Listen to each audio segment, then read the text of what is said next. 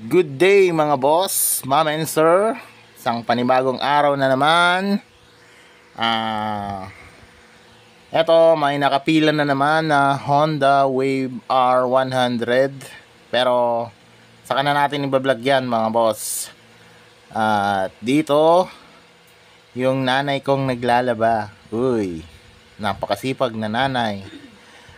Okay, for today's video mga boss is may isasalang tayo na Sniper 150 mugs. Uy, yan, bubuksan muna pala natin yung magtatanong ng laman ng rep ko. Yan, puro tools lang yan, saka mga pintura mga boss. Yan, at pasok tayo dito.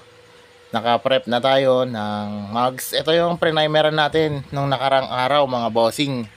Ayan, ready to paint na yan. Nalihan na, nahugasan na. Then yun, kulay na tayo. Okay, let's go. One eternity later. Yun, dito mga boss, magtitimpla na tayo ng kulay natin. Metallic silver. Pero magbe-base muna tayo ng black para madali na lang kunin mamaya yung silver natin mga boss. Sa mga nagtatanong po, pinakamainam pag metallic silver o kaya silver, yon, mag-base po kayo ng color o magpondo kayo ng black color. Pwede rin kayong gumamit ng primer na black, pero prep ko kasi sa akin mas maganda yung glossy na black para mas madali niyang makuha. As usual, yung mixing ratio natin is 3:1. Gagamit pa rin tayo ng hardener, then ansal, thinner. Yon, para malupit. Hindi basta-basta na sisira yung pintura. Okay, bugahan na mga boss. One eternity later. Yon, dito nga mga bossing is nakabase na ako ng black. Mag-cure tayo ng 5 to 10 minutes. Then good to go na tayo ang bubuga ng metallic silver. Okay, yan mga boss. Isang manipis lang na coat boss, mga boss, ng black. Then isusunod na natin itong silver. Yan. Baka kulang pa yung timpla natin. Baka titimpla tayo mamaya ng pang second coat natin. Okay, let's go. One eternity later. Yon, at dito nga mga ma'am and sir, nakabuga na tayo ng metallic silver.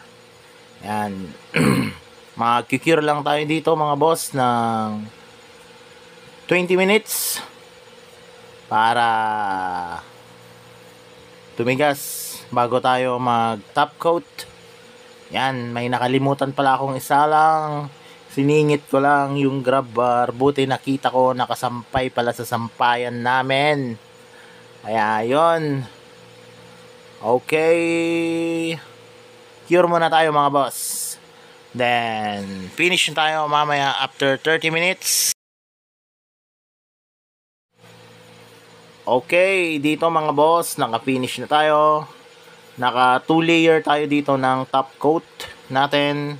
As usual, K92 pa rin yung gamit natin kasi yun ang top coat dito sa lugar namin na pinakamadaling ilap. Excuse me po. Wala pa. Gago! Yan mga boss. Metallic silver. Yan. Ganyan po siya kaangas mga boss.